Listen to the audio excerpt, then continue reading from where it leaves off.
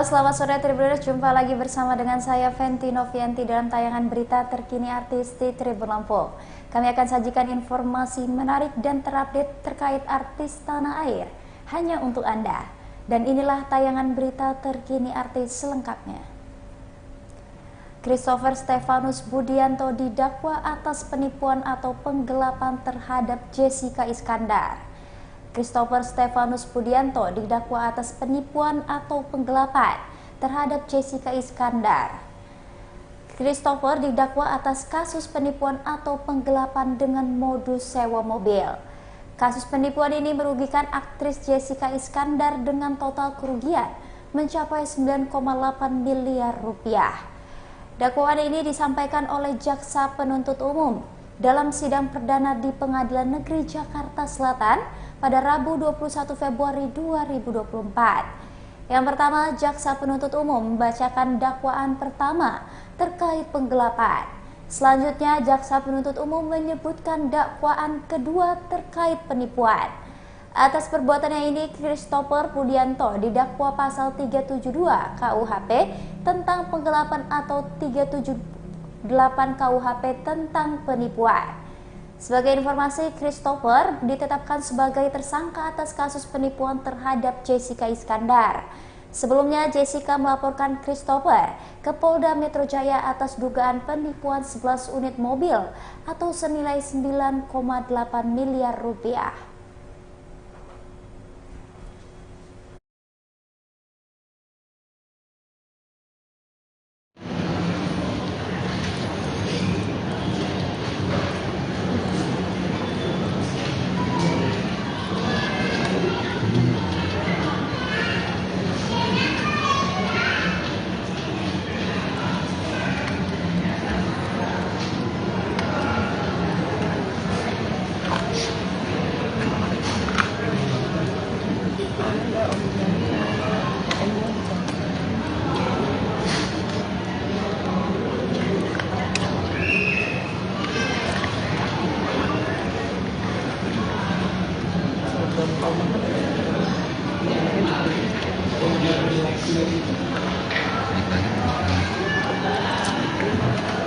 Siang belum?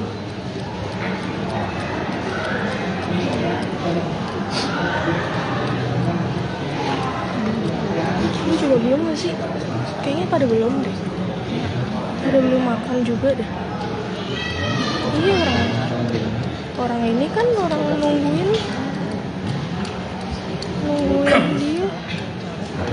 nungguin dia kan, makanya nggak bisa dilepas. Dalamnya persidangannya, dan untuk selanjutnya sebelum pembacaan dakwaan, majelis perlu untuk menyampaikan terkait dengan jadwal persidangan kita, ya. Jadi atau form kalender yang akan kita laksanakan terkait pemeriksaan perkara ini, seperti itu ya. Nanti saya akan bacakan tanggal harinya. Silakan nanti penuntut umum atau penasihat hukum dicek kalendernya ya. Hari ini kan tanggal 21 ya, hari Rabu 21 Februari 2024 pembacaan dakwaan. Kemudian nanti kalau ada eksepsi, ya, ada eksepsi di tanggal 26 hari Senin, ya, hari Senin 26 Februari 2024. Kemudian di hari tanggal 28 hari Rabu tanggapan penuntut umum. Dan di hari Kamis kita putusan selah. Rencana ada eksepsi putusan selah. Nah, untuk putusan selah ini kan kemungkinan ada dua, bisa diterima atau ditolak. Nah, yang saya jadwalkan ini tentu kalau korbannya eksepsinya ditolak, kita akan lanjut persidangan. Ya. Nah, ini agar diperhatikan nanti di minggu berikutnya awal Maret, tanggal 6 dan tanggal 7 kita fullkan untuk pembuktian. 6-7 Maret Rabu Kamis. Jadi hari Rabunya dari penuntut umum seluruh bukti-bukti, saksi, mungkin ada hari, silakan. Dan di tanggal 7-nya dari penasihat hukum, saksi Anecan, atau dari terdakwa. Kalau ada ahli silakan dibawa juga pada hari itu. Dan mudah-mudahan bisa kita selesaikan sampai pemeriksaan terdakwa di hari Kamis tanggal 7 Maret. Oleh sebab itu, sebetulnya kalau di tanggal 29 itu putusan sebetulnya agak mepet memang untuk pemanggilan saksi. Tapi harapan saya dari sekarang dari penuntut umum maupun penasihat hukum, apapun isi putusan selanjutnya sudah mulai mempersiapkan panggilan saksinya, kan nggak masalah kalau penyidik tidak jadi periksa juga tidak ada masalah. Tapi dari sekarang biar panggilan sah terhadap saksi sudah dilakukan ya panggilan sah dan penasihat hukum. Selesai di tanggal 20 Maret tuntutan.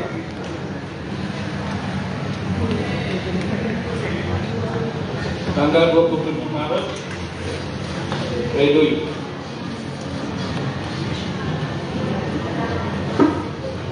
Tanggal 3 April penanggapan penuntut umum. Ada ya, ini kalau penuntut umum kalau tidak mengajukan tanggapan ya kita coba lagi. Kemudian tanggal tadi di tanggal 27 pledoi, tanggal 3 April tanggapan. Nah kalau ada tanggapan tanggal 4 kalau kita selesaikan pemeriksaan. Dan mudah-mudahan setelah hari raya tanggal 22 April perkara ini sudah hari Senin ya? Senin 22 April. Mengapa saya buat jadwal? Karena ini kita akan menjelang bulan puasa, jadwal kerja kita juga mungkin pendek. Tambah lagi nanti ada beberapa kali libur cuti bersama, termasuk cuti hari raya. Jadi sama-sama kita komit ya untuk melaksanakan jadwal ini, mudah-mudahan lancar, dan nanti kita lihat prosesnya bagaimana. Ini nanti akan saya buatkan secara draft. Ini baru draft, saya sampaikan nanti pada sidang berikutnya kita akan sama-sama sepakati tanda tangan ya. Bisa dipahami untuk penuntut umum? Bisa. Saya penasihat hukum ya. Baik. Hari ini kita mulai dengan pembacaan surat dakwaan. Terima kasih ya, Ben. Demi keadilan dan kebenaran berdasarkan ketuhanan Yang Maha Esa, surat dakwaan nomor register perkara PDMC 24 garing JKTSL garing E-2 atas nama terdakwa Christopher Stefanus Budianto alias Stephen, anak dari Rodi Budianto, identitas lengkap tercantum sebagaimana yang telah dibacakan. Dakwaan ke-1 bahwa terdakwa Christopher Stefanus Budianto alias Stephen, anak dari Rodi Budianto, pada tanggal 12 September 2020 atau setidak-tidaknya pada waktu tertentu yang masih dalam tahun 2020 bertempat di Jalan Burangrang nomor 8 RT 002 RW 006 Kelurahan Pasar Manggis, Kecamatan Setiabudi, Jakarta Selatan, atau setidak-tidaknya pada suatu tempat tertentu di mana pengadilan negeri Jakarta Selatan berwenang memeriksa dan mengadili dengan sengaja dan melawan hukum memiliki barang sesuatu yang seluruhnya atau sebagian adalah punya orang lain, tetapi yang ada di dalam kuasanya bukan karena kejahatan. Perbuatan tersebut dilakukan oleh terdakwa dengan cara-cara sebagai berikut. Berawal pada bulan Juli tahun 2020, terdakwa berkenalan dengan saksi Jessica Iskandar di Bali dalam rangka endorsement untuk rental trip ID. Bahwa kemudian terdakwa mengajak saksi Jessica Iskandar untuk bekerja sama dalam bidang rental kendaraan, yang mana terdakwa selaku pengelola PT. Beralih ke kabar selanjutnya, Tribuners, guru Dante sebut anak Tamara Tiasmara alami ketakutan di awal ada sesi renang. Ketua Yayasan dan Parents Relationship Janitra Bina Manusa School, Wadi Siregar, dipanggil oleh pihak kepolisian untuk diperiksa terkait kematian anak Tamara Tiasmara, yakni Dante, di Polda Metro Jaya pada Rabu 21 Februari 2024. Wani Siregar diperiksa untuk menerangkan bagaimana sikap Dante saat di sekolah. Tegas, Wani menyebut pernyataan tak ada yang berbeda dari yang sudah dilontarkannya beberapa waktu yang lalu. Lebih lanjut, Wani menyebut di awal-awal sesi renang, Dante mengalami ketakutan karena tidak ada pendampingan dari orang tua. Namun seiring berjalannya waktu, Dante dapat beradaptasi meski terkadang ada kecemasan. Sejak awal tahun ajaran baru, yaitu Januari 2024, Wani juga mengatakan bahwa Dante kerap kali absen saat di sekolah jika ada sesi renang.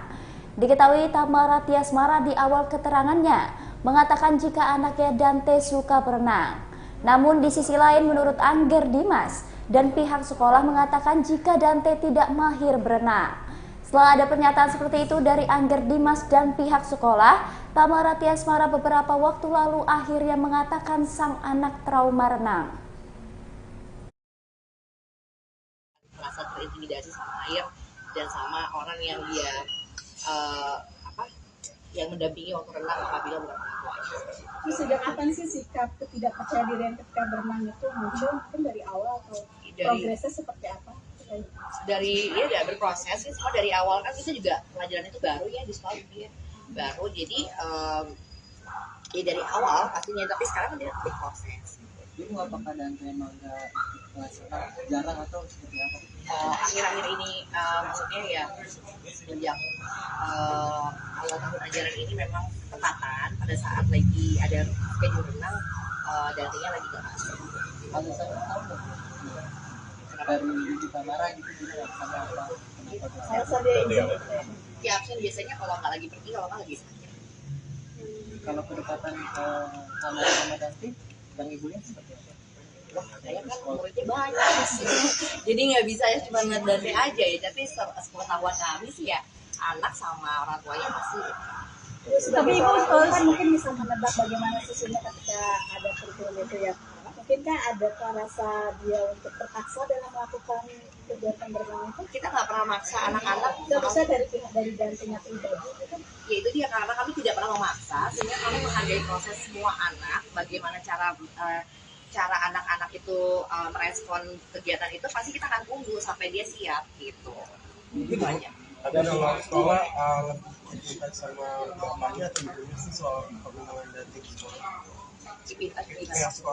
Menginformasikan informasi. Oh, pasti kedua-duanya kita informasikan karena kita punya aplikasi gitu ya. Jadi laporan anak-anak itu secara general setiap hari kita kirim ke orang tua gitu. Lewat aplikasi, jadi pasti dulunya ada. Berarti keduanya tahu Banyak komunikasi dengan sekolah mungkin dari ibunya atau dari ayahnya. Sama aja. Berarti kedua orang tuanya tahu kalau Dante itu tidak percaya diri dalam hal berenang ya Bu? Kenapa? Kedua orang tuanya tahu kalau misalkan Dante tidak percaya diri. Dari sekolah pokoknya kita sudah memberikan informasi lengkap pada kedua orang tuanya gitu. Bu, dari pihak calon ayah samanya sendiri ada kaitannya nggak sih? Maksudnya terkait ketika nanti akan mengambil keputusan untuk Dante-nya sendiri?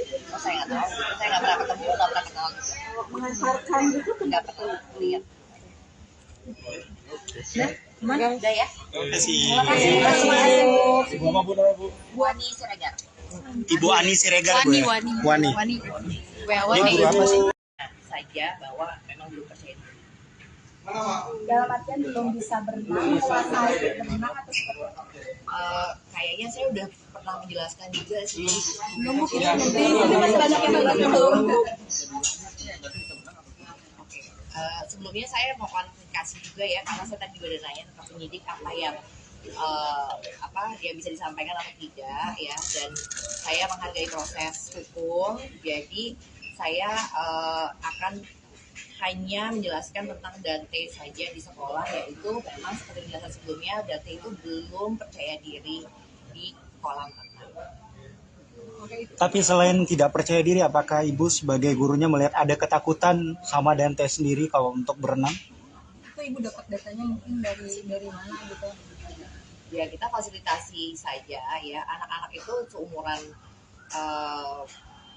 Dante itu pastinya pada saat mau berenang itu dan bukan sama orang tuanya, pasti banyak sekali yang merasa cemas karena nggak sama orang tuanya, sama guru gitu ya. Jadi saya nggak bisa bicara spesifik Dante itu takut apa bagaimana, karena ya normal aja reaksinya sih. Anak-anak seumuran Dante itu pasti di awal-awal akan merasa terintimidasi sama air dan sama orang yang dia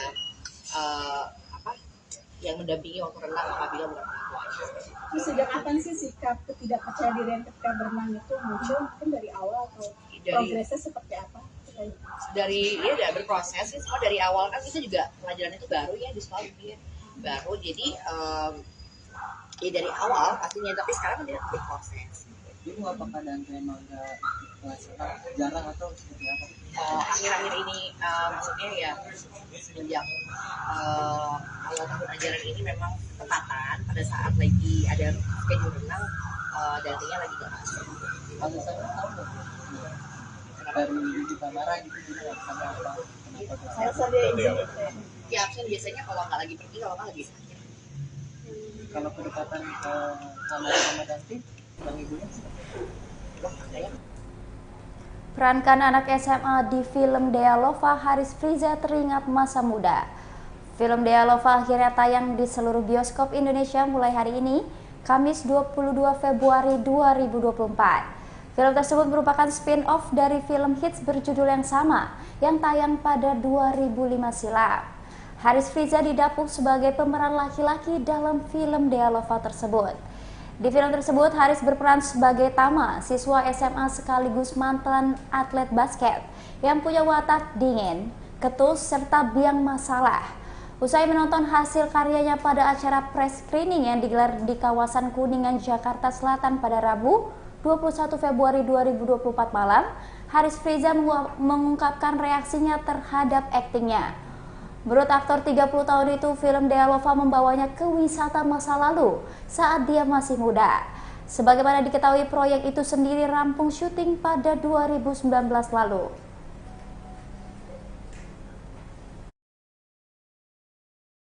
Aja sih ngeliat itu.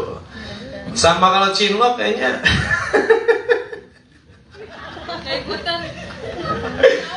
Pada lekas tangan Haris jawab sendiri, Haris tolong. Enggak, kita semua tuh nggak ada yang cinlok sama sekali. Kita semua tuh udah menjadi bestie banget di sini, sahabatan banget. Udah jadi keluarga di sini. Bahkan sama produsernya sendiri, produsernya sama sutradaranya kita juga udah deket banget di sini, dan semuanya itu udah nggak mungkin ada cinlok-cinlokan sih menurut saya ya. Gitu sih. Apakah menjawab? Ya, terima kasih. Kata Haris pengennya main film itu, tapi kalau cuannya gede semua diambil ya Haris, ya kan? Satu lagi, Mas, silakan Mas, tadi sore sudah tunjuk tangan. Tapi mic-nya ternyata kurang cepat. Terima kasih ya teman-teman, malam-malam masih di sini, makasih. Iya, terima kasih banyak. Silakan. Dari mana Mas? Halo, selamat malam. Saya Ari dari Warta Kota. Ya, ada 2 atau 3 pertanyaan. Pertama untuk Mas Rey. Untuk Mas Rey mungkin mau tanya, kalau 2005 mungkin tim basket putrinya juga lagi bagus-bagusnya gitu. Iya. Kalau misalkan ini diadaptasi di zaman sekarang, sementara basket di Indonesia yang untuk putranya juga lagi naik-naiknya, kenapa sampai akhirnya framing di sini basket putri gitu yang diangkat, kenapa nggak putranya gitu. Terus yang kedua untuk Kak Givina ini beradu acting sama kakaknya sendiri, dan tadi juga cukup gemes juga yang ngeliat actingnya itu.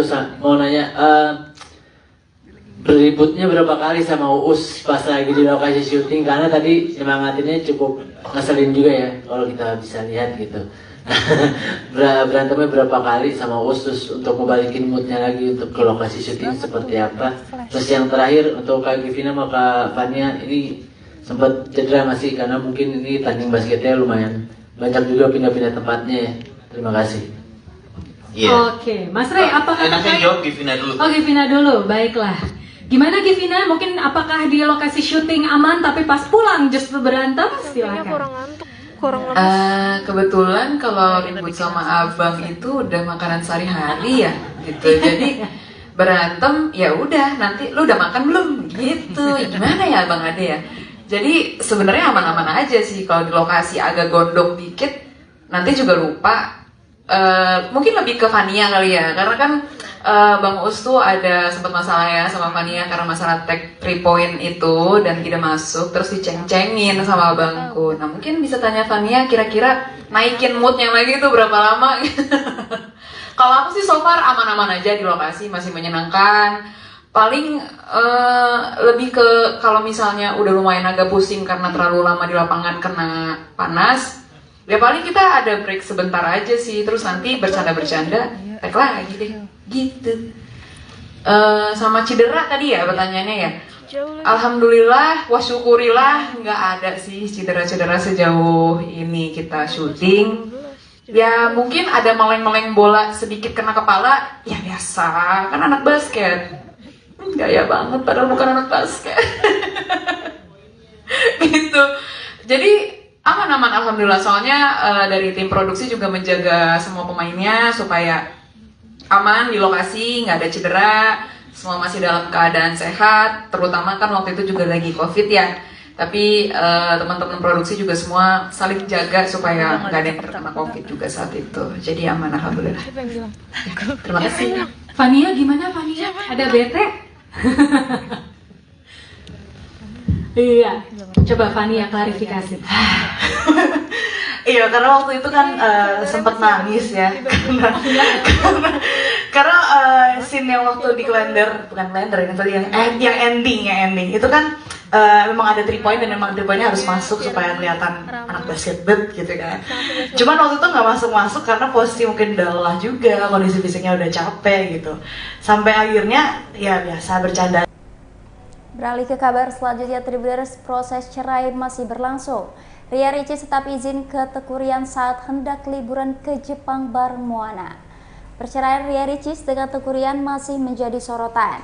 Diketahui sidang cerai perdana keduanya telah selesai digelar pada 19 Februari 2024 lalu. Sebelumnya, sikap Ria Ricis yang cium tangan Teuku Ryan sebelum sidang jadi sorotan. Kini Ricis tengah menjalani liburan bersama sang buah hati ke negeri Sakura. Ria Ricis diketahui tetap meminta izin kepada Teuku Ryan di tengah proses perceraiannya. Hal itu diungkapkan langsung oleh Teuku Ryan. Tak hanya itu, komunikasi antara dirinya dan Ria Ricis juga masih terjalin dengan baik. Tak ingin berkomentar lebih jauh kendati proses perceraiannya belum menemukan penyelesaian, Teuku Ryan hanya meminta doa yang terbaik untuk dirinya.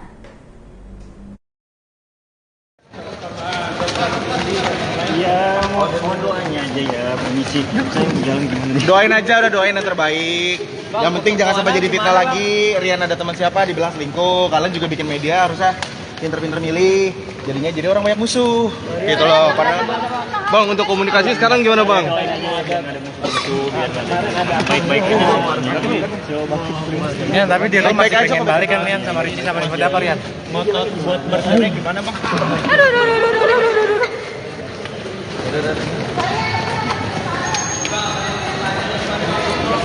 Udah. Udahlah. Ya ampun.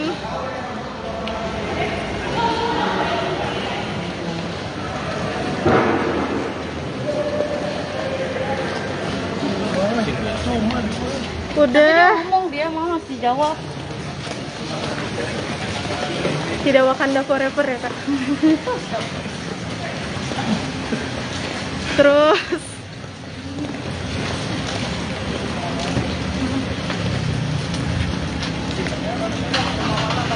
Doanya Bang Dian, doanya apa? Bang, mau anda gimana Bang? Bang Dian, mau anda gimana Bang? Guys, Bang Riannya cabut.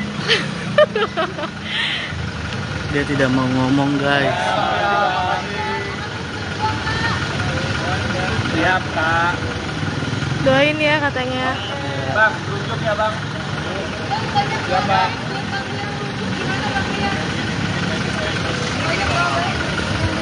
Apa Bang? Akan terus berusaha Bang. Iya, doain ya. Oke, makasih Bang ya. Iya kaget ya. Sekarang jalan. Ini jalannya gimana nih? Sekarang jalan dong. Ayo. Dikit aja bang. Aduh maaf. Dikit ya. 2 menit. Iya, alhamdulillah baru selesai nonton film Delopa dan filmnya keren banget. Ntar cobain nonton ya. Udah pada masuk belum nonton? Udah. Ya, nonton ya. Oke, makasih. Barian tadi sore sama Moana sama Kak Riki satu lewat gimana? Tadi masih bareng Kak Riki. Iya, istri saya masih di Jepang, lagi di Jepang ya istri saya. Permisi. Iya. Izin nggak sih bang ke abang? Ada dong, ada izin kok. Terus kalau sekarang komunikasi gimana bang? Alhamdulillah komunikasi. Masih lewat perantara nggak bang? Waduh. Selo. Iya, mau doanya aja ya, permisi. Saya mau jalan gimana nih? Doain aja, udah doain yang terbaik. Yang penting jangan sampai jadi fitnah lagi. Rian ada teman siapa dibilang selingkuh. Kalian juga bikin media harusnya pinter-pinter milih. Jadinya jadi orang banyak musuh. Gitu loh. Padahal bang, untuk komunikasi sekarang gimana bang? Baik-baik aja semuanya. Ya, tapi dia kan masih pengen balik kan Rian sama Ricci sama seperti apa Rian? Motor buat bertanya gimana bang? Aduh.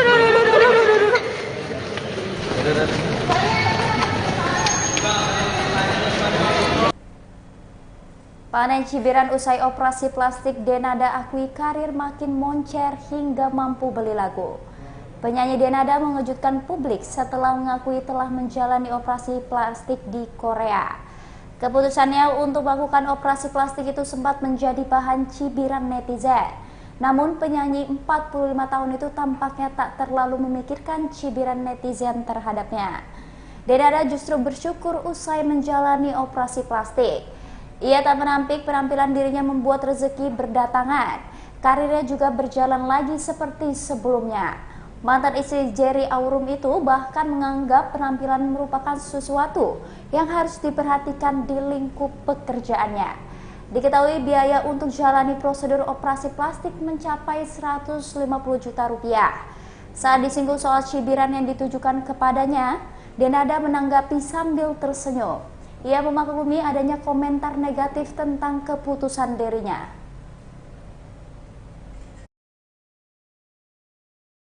Ada kekurangan mungkin jadi nggak percaya diri atau gimana sih Kak Dena? Iya, bukan kok masalah kekurangan Mbak, tapi masalahnya karena as we age, bagaimana kita sudah mulai bertambah usianya, pasti ada di dalam tubuh dan fisik kita itu yang berubah, kulit yang lebih banyak kerutan, yang udah turun, apalagi kulit wajah gitu. Dan sebagai orang yang berada di dunia entertainment, berhadapannya dengan kamera-kamera, dengan video segala macam foto, tentunya itu adalah salah satu hal yang harus kita perhatikan. Gitu. Ada seiring bertambahnya usia, apa sih yang paling cepat berubah dari bagian tubuh? Yang paling kelihatan? Wajah sih, wajah itu udah pasti ya, kulit wajah, dan juga kalau kulit wajah itu kan akhirnya jadi bukan cuma ke kulit terlihat tidak kencang, tapi juga kadang-kadang jadi kelihatan sedikit lebih capek, looknya jadi kelihatan lebih capek karena dia lebih turun. Apa ya bahasanya aku nggak tahu secara medisnya, tapi kalau mungkin kita perempuan ya sama perempuan tahu. Nah itulah makanya ada yang namanya treatment filler, ada yang namanya treatment botox, ada tanam benang, dan betapa treatment ini diminati sekali oleh kaum perempuan. Jadi ini bukan cuma apa bagi kami yang berada di dunia entertainment. Semua mayoritas perempuan sudah mengerti bahwa ini menjadi satu hal yang ada, tersedia secara medis bisa dilakukan. Tapi turut nggak jaga makanan juga nggak sih Kak? Aku memutuskan untuk melakukan prosedur yang operasi plastik, lower facelift. Kenapa? Karena jujur aku aku penakut sebenarnya. Jadi aku memilih satu prosedur yang mungkin sekali aku lakukan, tapi untuk jangka panjang. Berarti lo operasi untuk cari cuan, bisa dibilang gitu nggak? Iya, karena kan aku setelah selesai pandemi, alhamdulillah dapat kerjaan, mulai bisa kerja lagi. Jadi penghasilan pertama yang aku punya waktu aku habis selesai pandemi itu aku pakai buat bayar sekolah anakku, karena udah nunggak. Habis itu aku bayar semua kewajiban-kewajiban, tanggungan-tanggunganku, kerusuhanku secara finansial, hal-hal tunggakan-tunggakan aku, kewajiban aku sama orang-orang yang selama itu tertahan aku nggak bisa lakukan. Aku bayarlah tunggakan-tunggakan segala macam, udah selesai, barulah aku punya duit lagi, aku bikin single, bikin lagu baru. Pada saat itu aku bikin KOPLO. Kenapa? Karena dari situlah aku bisa mulai untuk bekerja lagi, aku harapkan. Udah dari situ aku punya duit lagi, barulah aku pakai buat Facebook. Jadi bukan punya duit langsung pakai buat Facebook, enggak. Aku punya duit, bayar ini dulu, bayar itu dulu, punya duit lagi, bayar ini dulu, itu dulu, punya duit lagi, baru. Seberantakan itu keuangan Dinada waktu itu? Ya, tapi kan bukan cuma aku, kita semua pasti. Gitu ya. Berapa mungkin yang dihabiskan untuk biaya operasi Kak Dinada? Untuk biaya operasinya seluruhnya dalam arti kata operasi dan perawatan pasca operasi itu 9.000 US. Ini juga udah aku share sih. Kalau di ini berapa Indonesia? 150 juta, iya. Jadi untuk tiketnya waktu itu belinya pakai poin yang emang udah aku rencanain awal. Terus tips buat teman-teman yang juga mau operasi ke Korea, pertama cari dokternya yang bagus, yang track recordnya baik. Kebetulan dokter Song yang waktu itu aku ngoperasi aku udah tahu cara kerjanya dia dan hasilnya dia udah dari 9 tahun lalu. Jadi aku tahu beliau. Yang kedua, bawa sebanyak-banyaknya bahan makanan yang bisa dibawa dari Indonesia. Kalau aku waktu itu bawa pemasak listrik kecil yang kira-kira masih dibolehkan lah di hotel ya. Lalu aku bawa bahan makanan semua, aku bawa beras, ya udah deh, pokoknya emak-emak. Jadi aku coba sebagaimana semaksimal mungkin untuk bisa menekan pengeluaranku di sana dengan cara itu. Efek jangka panjangnya ada nggak sih? Treatment jangka panjangnya nggak sini? Nggak ada. Oke, Berarti cuma sekali doang dong. Keadaan anak sekarang seperti apa mungkin? Alhamdulillah baik. Mohon doanya semuanya. Aku mesti jalan langsung. Terima kasih ya. Tapi nggak perubahan nggak sih dari kakak? Ngeliat nggak sih dari Aisyah sendiri nggak perubahan kakak gimana? Seneng kalau dia. Dia pokoknya apapun ibunya, masya Allah anak itu. Dia ibunya happy, dia juga happy. Ya. Sekarang masih treatment atau gimana sih Aisyah udah, sendiri? Alhamdulillah udah sekolah. Berarti bukan jangka panjang ya ini ya? Ini jangka panjang dong. Sekali dilakukan tapi buat masa depan. Iya, buat masa. Jadi bertahan jauh lebih. Baiklah Tribuners, itulah tadi berita tayangan terkini artis bersama dengan saya Fenty Novianti. Jangan lupa ikuti perkembangan kasus lainnya hanya di YouTube Tribun Lampung News Video dan YouTube Tribun Lampung Official. Selamat sore dan sampai jumpa.